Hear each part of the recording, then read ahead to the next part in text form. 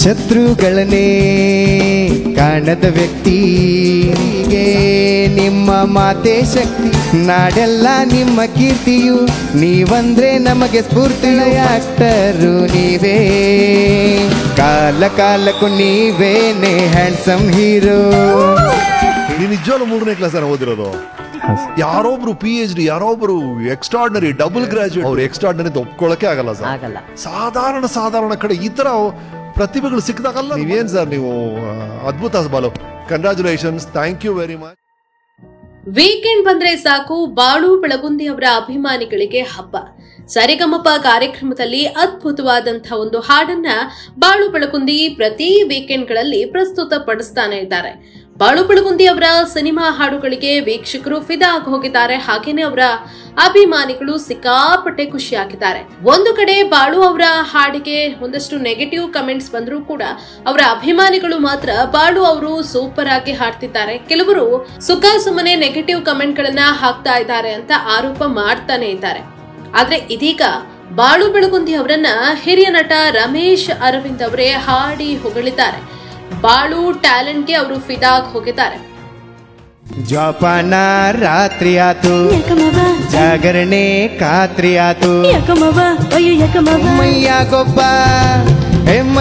ಗೊಬ್ಬ ಕಳ್ಳವನಲ್ಲ, ಸುಮ್ಕೆ ಮಲ್ಗಾಕ್ ಬಿಡಾದೆ.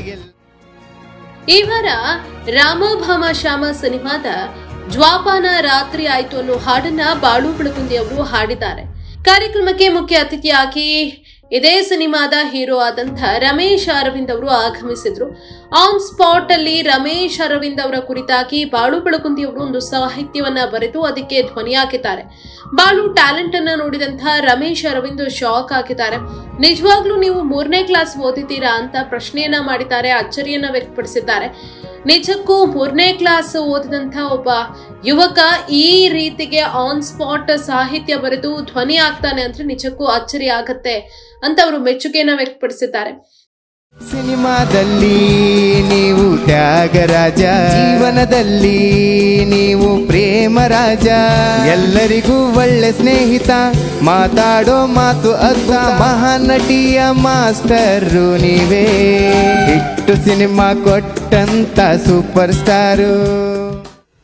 ರಮೇಶ್ ಅರವಿಂದ್ ಅವರ ಕುರಿತಾಗಿ ಹಾಡನ್ನ ಹಾಡಿದ್ದಾರೆ. ಕಾಲವನ್ನ ತಡೆಯೋರು ಯಾರೂ ಇಲ್ಲ ಅನ್ನೋ ಸಾಂಗಿನ ಟ್ಯೂನಲ್ಲೇ ಸಾಹಿತ್ಯವನ್ನ ಬರೆದು ಅದಕ್ಕೆ ಬಾಳು ಬೆಳಗುಂದಿ ಅವರು ಧ್ವನಿ ಹಾಕಿದ್ರು.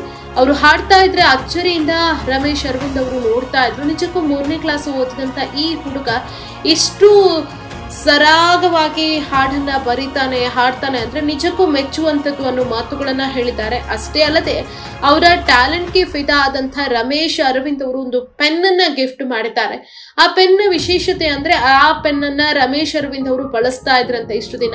ಅದೇ ಪೆನ್ನನ್ನ ಬಾಳು ಬೆಳಗುಂದಿ ಅವರಿಗೆ ಗಿಫ್ಟ್ ಆಗಿ ಕೊಟ್ಟಿದ್ದಾರೆ. ಹಾಗೇನೆ ಇದುವರೆಗೂ ಎಷ್ಟು ಹಾಡುಗಳನ್ನ ಬರ್ದಿದ್ದೀರಾ ಅಂತ ಬಾಳು ಬೆಳಗುಂದಿ ಬಳಿ ಕೇಳಿದ್ದಾರೆ.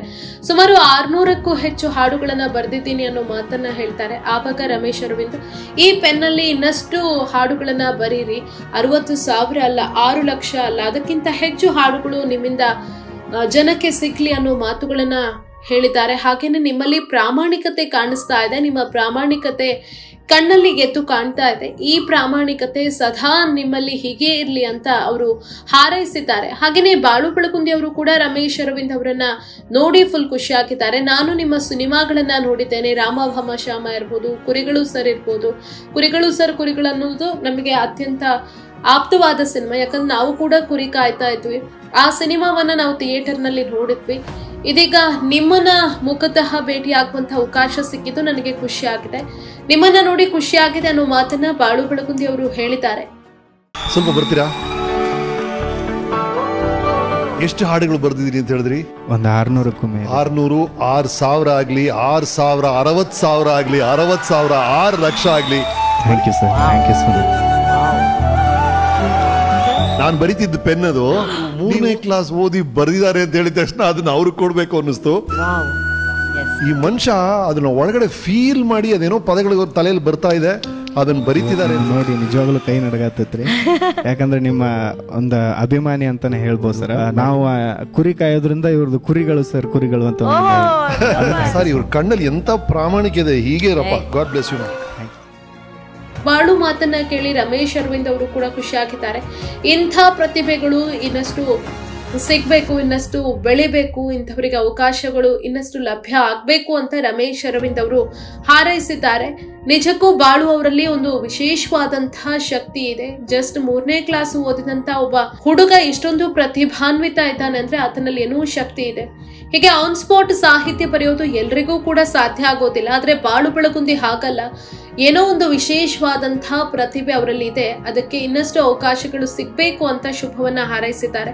ಒಟ್ನಲ್ಲಿ ರಮೇಶ್ ಅರವಿಂದ್ ಅವರು ಬಾಳು ಬೆಳಗುಂದಿ ಅವರ ಕುರಿತಾಗಿ ಒಳ್ಳೊಳ್ಳೆ ಕಮೆಂಟ್ಸ್ ಗಳನ್ನ ಹೇಳಿರೋದು ಬಾಳು ಅವರ ಫ್ಯಾನ್ಸ್ಗೂ ಕೂಡ ಸಿಕ್ಕಾಪಟ್ಟೆ ಖುಷಿಯಾಗಿದೆ. ಯಾಕಂತ ಹೇಳಿದ್ರೆ ನೀವೆಲ್ಲ ಗಮನಿಸ್ತಾ ಇರ್ಬೋದು, ಕಳೆದ 2-3 ವಾರಗಳಿಂದ ಬಾಳು ಯಾವುದೇ ಸಾಂಗ್ ಹಾಡಿದ್ರು ಕೂಡ ಅಲ್ಲಿ ನೆಗೆಟಿವ್ ಕಮೆಂಟ್ಸ್ ಗಳೇ ಹೆಚ್ಚಾಗಿ ಬರ್ತಾ ಇತ್ತು. ಬಾಳುಗೆ ಹಾಡೋದಕ್ಕೆ ಬರಲ್ಲ, ಸುಖಾಸುಮ್ಮನೆ ಅವರನ್ನ ಬೆಳೆಸಲಾಗ್ತಾ ಇದೆ, ತಪ್ಪು ಹೇಳಿದ್ರು ಕೂಡ ಅವರಿಗೆ ಜಡ್ಜಸ್ ಸಪೋರ್ಟ್ ಮಾಡ್ತಾರೆ, ಹೀಗೆ 10 ಕಮೆಂಟ್ಸ್ ಗಳು ಬರ್ತಾ ಇದ್ವು. ಆದ್ರೆ ಇದೀಗ ರಮೇಶ್ ಅರವಿಂದ್ ಅವರ ಸಾಹಿತ್ಯಕ್ಕೆ ಮೆಚ್ಚುಗೆಯನ್ನ ವ್ಯಕ್ತಪಡಿಸಿದ್ದು, ಅವರಿಗೆ ಪೆನ್ನನ್ನ ಉಡುಗೊರೆಯಾಗಿ ಕೊಟ್ಟಿದ್ದು ಬಾಳು ಅವರ ಅಭಿಮಾನಿಗಳಿಗೆ ಖುಷಿ ಆಗಿದೆ. ಹಾಗೇನೆ ಬಾಳುಗೂ ಕೂಡ ಫುಲ್ ಖುಷಿ ಆಗಿದೆ. ಬಾಳು ರಿಯಲ್ ಆಗಿರುವಂತಹ ಒಂದು ಪ್ರತಿಭೆ, ಅವರನ್ನ ಇನ್ನಷ್ಟು ಬೆಳೆಸಬೇಕು ಅಂತ ಅವರ ಅಭಿಮಾನಿಗಳು ಮನವಿಯನ್ನ ಮಾಡ್ತಾ ಇದ್ದಾರೆ ಎಲ್ಲರ ಜೊತೆ.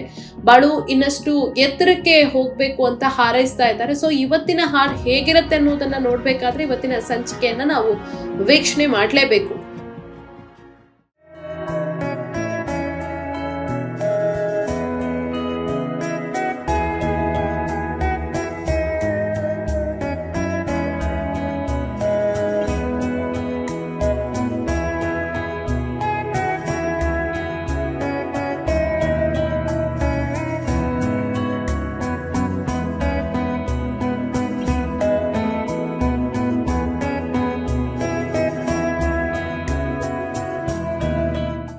ಇಂತಹ ನೈಜ ಕುತೂಹಲ ಭರಿತ ಸುದ್ದಿಗಳು ನಿಮಗೆ ಸಿಗಬೇಕಂದ್ರೆ ರಾಜ್ಯದ ಪ್ರತಿಷ್ಠಿತ ಜನಪರ ಡಿಜಿಟಲ್ ಸುದ್ದಿ ಮಾಧ್ಯಮ ಪಬ್ಲಿಕ್ ಇಂಪ್ಯಾಕ್ಟ್ ಚಾನಲನ್ನು ಯೂಟ್ಯೂಬ್ನಲ್ಲಿ ಸಬ್ಸ್ಕ್ರೈಬ್ ಮಾಡ್ಕೊಳ್ಳಿ.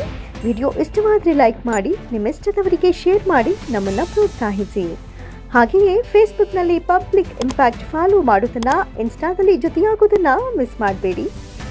ಜಾಹೀರಾತು ಹಾಗೂ ಬಿಸ್ನೆಸ್ ಪ್ರಮೋಷನ್ಗಾಗಿ ಸಂಪರ್ಕಿಸಿ 9606037450 ಅಥವಾ 9353224116. ಇದು ಪಬ್ಲಿಕ್ ಇಂಪ್ಯಾಕ್ಟ್, ಜನಶಕ್ತಿಯೇ ನಿರ್ಣಾಯಕ.